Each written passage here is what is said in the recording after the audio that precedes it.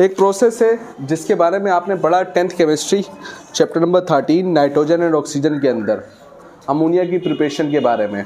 Ammonia gas, ये वो reaction है N2 + 3H2 = 2NH3 plus heat. इस रिएक्शन में कैटलिस्ट के तौर पे इस्तेमाल होता है Al और साथ में होता है अपना Fe आयरन के छोटे छोटे पीसीस करके डालते हैं क्रिस्पी करके, जिसे क्रिस्पी बर्गर का नाम सुना है। क्रिस्पी बर्गर किसे कहते हैं भाई? क्रंची वो डला होता है ना, क्रंच कहते हैं जिसको। इसी तरीके से आयरन के क्रंच करते हैं, उसको खा नहीं लेते, उसके पीसेस करके इस रिएक्शन के तौर पे, इस रिएक्शन में किसके तौर पे इस्तेमाल होता है? कैटलिस्ट के तौर पे। Fe के साथ होता है Al2O3। खैर, तो अमोनिया की तैयारी हमने करनी है NH3 की। NH3 एक बहुत ही इंपॉर्टेंट केमिकल कंपाउंड है जो कि बहुत ही इंपॉर्टेंट केमिकल कंपाउंड्स बनाने में इस्तेमाल होता है। इसी अमोनिया की मदद से आगे हम नाइट्रिक एसिड बनाते हैं और नाइट्रिक एसिड तकरीबन तमाम इंडस्ट्रीज़ में इस्तेमाल होता है। यही अमोनिया की मदद से यही अमोनिया अगर हम बना लेंगे तो नाइट्रिक एसिड बना लेंगे। वही नाइट्रिक एसिड फिर आगे खाद बनाने में इस्तेमाल होता है। खादें अगर आपकी सही होंगी तो फसलें सही होंगी। क्या ख्याल है? फसलें सही होंगी तो पूरी साइकिल चलेगी। याद है मैंने बताया था। इसी तरीके से यही जो नाइट्रिक एसिड है, आपने अक्सर सुना होगा धमाका खेज मवाद, अक्सर खबरें आती हैं इतना किलो धमाका खेज मवाद पकड़ा गया, ठीक है। तो धमाका खेज मवाद बनाने में, जिसको हम प्यार से TNT कहते हैं, ठीक है। या अक्सर आपने सुना होगा बिल्डिंग वगैरह, बाहर मुल्कों में बिल्डिंग वगैरह उड़ाने के लिए डायनामाइट लगाए जाते हैं, बम लगाए जाते हैं, तो उसके अंदर धमाका खेज मवाद होता है ना, तो एक ही झटके में बिल्डिंग उड़ जाती है। इधर तो आपको पता है मजदूर बेचारे लगे हुए होते, तोड़ रहे होते, फिर जाके तोड़ने में भी, खाली बिल्डिंग तोड़ने में कितना टाइम लगता है। ये अगर आपने बना लिया तो इससे आगे हम बहुत सारी चीज़ें बना सकते हैं। तो अमोनिया की बहुत इंपॉर्टेंस है। अमोनिया को बनाने का जो तरीका है, दो साइंसदानों ने मिलकर बताया था। एक बंदे का नाम था कार्ल बोश और दूसरे का नाम था फ्रिट्ज हैबर। इसलिए इस प्रोसेस को प्यार से कहते हैं हैबर बोश प्रोसेस, या हुर्फे आम में सिर्फ कहते हैं हैबर्स प्रोसेस। समझ में आ रही बात? तो कैसे बनता है? नाइट्रोजन का कितना मोल है? 1 मोल, और हाइड्रोजन के कितने मोल? 3 मोल। When 1 mole of nitrogen gas and 3 moles of hydrogen gas combined with each other in the presence of iron catalyst and aluminium oxide, ठीक है, at कितना डिग्री सेंटीग्रेड? 452। तो अब मतलब ये टेम्परेचर बाद में बनता है 450 to 500, अभी मैं बता रहा हूँ। As the result ammonia gas is formed as shown below. तो इस रिएक्शन के नतीजे में फिर कौन सी गैस बन जाती है? Ammonia gas. साथ में प्लस हीट लिखा है, इसका मतलब इस रिएक्शन में प्रोडक्ट में हीट क्या है सर? ज़्यादा है। यानी ये कौन सा रिएक्शन है? एक्सोथर्मिक रिएक्शन है, ठीक है, सही है। तो हमने कहा, और साथ ही साथ जो सबसे बड़ा मसला है, देखो जब हमने इसको छोटी क्लासेस में पढ़ा था तो कभी भी हमने डबल एरो नहीं बनाए थे। हकीकत में ये रिएक्शन कैसा रिएक्शन है? चूंकि ये रिएक्शन रिवर्सिबल रिएक्शन है। रिवर्सिबल रिएक्शन में सबसे बड़ा मसला रिएक्टेंट प्रोडक्ट में जा रहा होता है, तो उससे क्या होता है सर? उससे ये होता है कि अगर आपको ये चीज़ चाहिए तो ये चीज़ किस में ज़्यादा कन्वर्ट हो रही होगी? इसमें। तो हम इसको फिर हासिल कर सकेंगे, यानी हमारा नुकसान हो जाएगा। तो हमारे पास कुछ ऐसी टेक्निक्स होनी चाहिए जिसको लगा के हम किसको ज़्यादा से ज़्यादा हासिल कर सकें? अमोनिया को। इसी के बारे में तो किसने बताया था? लिचटलियन ने बताया था ना। हमने कहा as above reaction is a reversible reaction, so Le Chatelier principle can be employed, लगा के to get maximum amount of ammonia. तो सबसे पहले इम्पैक्ट देखते हैं, कंसंट्रेशन का इम्पैक्ट। लाजमी सी बात है सर, अगर आप इसको ज़्यादा से ज़्यादा चाहते हो NH3 को, तो NH3 किन से मिलके बन रहा है? इन दो चीज़ों से। इसकी क्वांटिटी आप ज़्यादा रखोगे तो ये फॉरवर्ड रिएक्शन तेज़ होगा, और क्या ज़्यादा से ज़्यादा मिलेगा आपको? NH3 क्या मिलेगा? ज़्यादा से ज़्यादा। तो हमने कहा concentration of nitrogen gas N2 and hydrogen gas should be high. कैसी रखें? हाई रखें, to get maximum amount of ammonia, ठीक है, सही है। इफेक्ट ऑफ टेम्परेचर की बात करें, देखो भाई एक बात ज़हन में रखना हमेशा, किसी भी चीज़ को जब हम कहते हैं ज़्यादा है या किसी भी चीज़ को कहते हैं कम, तो कोई भी चीज़ बड़ी या छोटी तब होती है जब हम उसका किसी ना किसी चीज़ के साथ क्या करते हैं? मवाजना। समझ में आ रही बात? ठीक है, ओके। इस रिएक्शन में यहाँ पर प्लस हीट लिखा है, इसका मतलब ये रिएक्शन जब होता है, जब ये अमोनिया बनता है तो बहुत बड़ी क्वांटिटी में हीट एनर्जी निकलती है, यानी टेम्परेचर क्या होता है ज़्यादा, हमारे माहौल के हिसाब से टेम्परेचर क्या होता है ज़्यादा, ठीक है, सही है। अब हमारी क्या ख्वाहिश है, क्या हमें ज़्यादा मिले, अमोनिया, तो हम यही चाहेंगे ना कि अमोनिया ही रहे, ना कि अमोनिया हीट के साथ मिले और किस में कन्वर्ट हो जाए, N2H2 में। अगर कन्वर्ट हो जाएगा तो फिर अमोनिया कम हो जाएगा, क्या ज़्यादा हो जाएगा। अब ये कह रहे हैं NH3 किसके साथ मिलके इसमें कन्वर्ट होगा, हीट के साथ, किसके साथ मिलके, तो यानी अगर आप हीट ज़्यादा रखोगे, टेम्परेचर क्या रखोगे ज़्यादा, तो NH3 इसके साथ मिलेगा और इसमें कन्वर्ट होना चाहेगा, तो आपको हीट क्या रखनी है कम, टेम्परेचर क्या रखना है कम। कितना रखने हैं इस सिस्टम के लिए, कितना रखना है सर 452। आप बोलोगे सर ये कौन सा कम है, 450 तो बहुत ज़्यादा होता है, और आप लिख भी रहे हो कि कैसा रखो लो।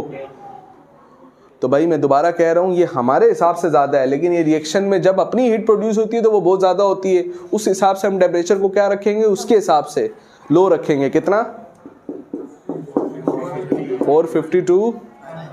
As the above reaction is a exothermic reaction, so temperature should be maintained low to get maximum amount of ammonia. कितना, it is about 450 degree centigrade to, ठीक है।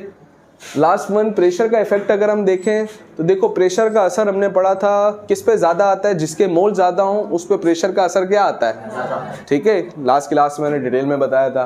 तो अब देखो रिएक्टेंट में यहाँ पर 1 और 3 कितने मोल हैं, और प्रोडक्ट में देखो कितने मोल हैं।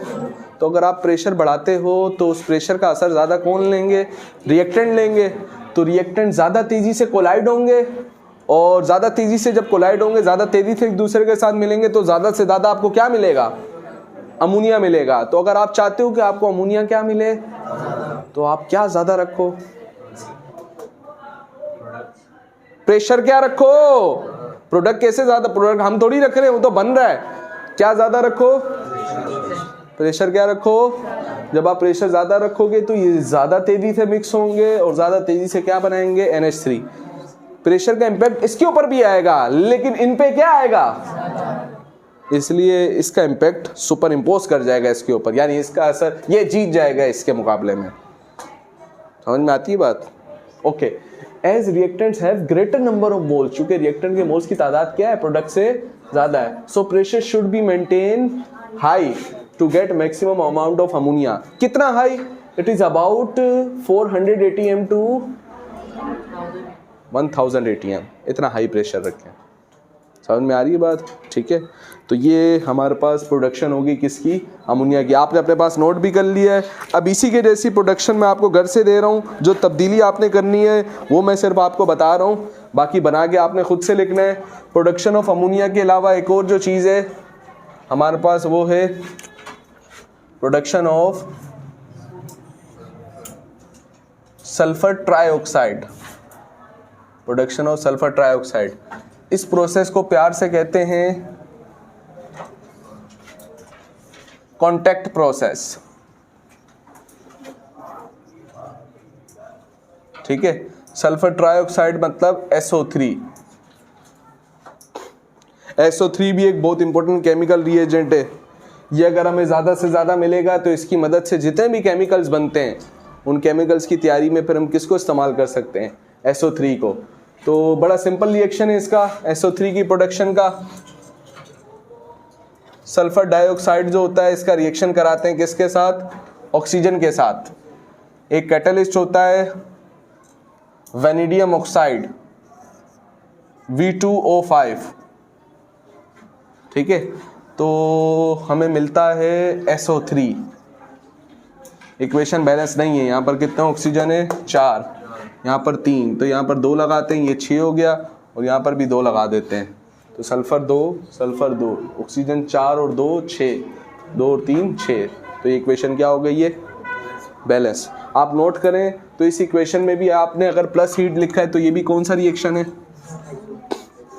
एक्सोथर्मिक रिएक्शन है, और डबल एरो है तो कौन सा रिएक्शन है, कॉन्टैक्ट प्रोसेस के जरिए हम क्या बनाना चाहते हैं, सल्फर ट्राइऑक्साइड बनाना चाहते हैं। मसला क्या है, सल्फर ट्राइऑक्साइड जब बना रहे हैं तो ये कौन सा रिएक्शन है, रिवर्सिबल, यानी सर SO3 से ये इसमें भी जा रहा होगा, तो फिर अगर आप चाहते हो SO3 आपको ज़्यादा से ज़्यादा मिले तो कौन सा असूल लगाना पड़ेगा?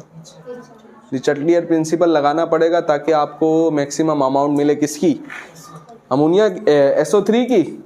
ऐसा ही है, ठीक है। तो इसमें आप बता दोगे इसका 2 मोल और इसका सल्फर डाइऑक्साइड के 2 मोल और ऑक्सीजन गैस का 1 मोल आपस में कंबाइन होता है in the presence of V2O5 vanadium oxide. As a result sulphur trioxide is form. लिख दोगे इधर। फिर यहाँ पर कहेंगे चूंकि as above reaction is a reversible reaction, so the Chatelier principle can be employed to get maximum amount of sulphur trioxide. आपके बाहर अमोनिया नहीं है बल्कि क्या है? फिर कंसंट्रेशन का इफेक्ट, लाजमी सी बात है सर, अगर आपको ये ज़्यादा चाहिए तो ये तो बनता कब है? जब ये दोनों ज़्यादा हो ना, ये आपस में मिलेंगे तभी तो ये बनेगा। तो अगर आप चाहते हो SO3 आपको ज़्यादा से ज़्यादा मिले तो फिर कंसंट्रेशन क्या रखो इनकी? Concentration of reactant should be high to get maximum amount of SO3। सही है, ठीक है। टेम्परेचर की बात करें तो ये भी कौन सा रिएक्शन है भाई? एक्सोथर्मिक है। तो एक्सोथर्मिक तो कहता है कि अगर प्रोडक्ट में हीट है, एक्सोथर्मिक का मतलब प्रोडक्ट में हीट है ना सर, कि अगर आप हीट ज़्यादा रखोगे तो ये हीट SO3 के साथ ज़्यादा मिलेगी और किस में कन्वर्ट होगी? तो फिर एक्सोथर्मिक के लिए सर क्या शर्त थी कि सर इसका टेम्परेचर क्या रखो? लो। ज़्यादा रखा तो ये मिलेंगे और इसमें चले जाएंगे, इसमें चले जाएंगे तो क्या कम बनेगा? SO3 कम बनेगा। हम नहीं चाहते SO3 कम बने, हम तो चाहते, हमारी चाहत है कि कौन ज़्यादा बने। तो उसके लिए टेम्परेचर क्या रखो? कम। तो चूंकि ऊपर वाला रिएक्शन एक्सोथर्मिक है तो टेम्परेचर को क्या रखना है? कम रखना है, लो रखना है, to get maximum amount of sulphur trioxide. जहाँ अमोनिया उसकी जगह क्या आ जाएगा? Sulphur trioxide. इसके लिए कितना है? तो इसके लिए कितना डिग्री सेंटीग्रेड रखना है? 450 डिग्री सेंटीग्रेड तक का टेम्परेचर रखोगे तो आपको मैक्सिमम क्या मिलेगा? SO3 मिल जाएगा। समझ में आ रही बात? और फाइनली थर्ड वन नोट करें, मैंने कहा था प्रेशर का असर किस पे ज़्यादा आता है? जिसके मोल ज़्यादा हों उस पर प्रेशर का असर क्या आता है? रिएक्टेंट में कितने मोल? 2 और 1। प्रोडक्ट में फिर किसके मोल ज़्यादा है भाई?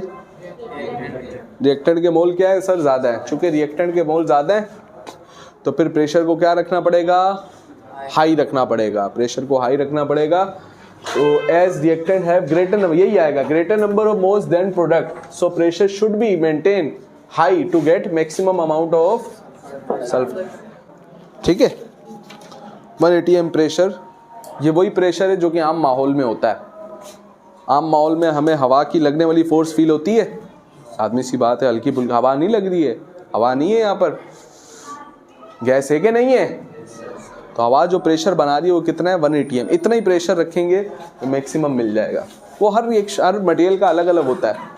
ठीक है, ओके हो गया है? चलिए ये भी नोट कर ले।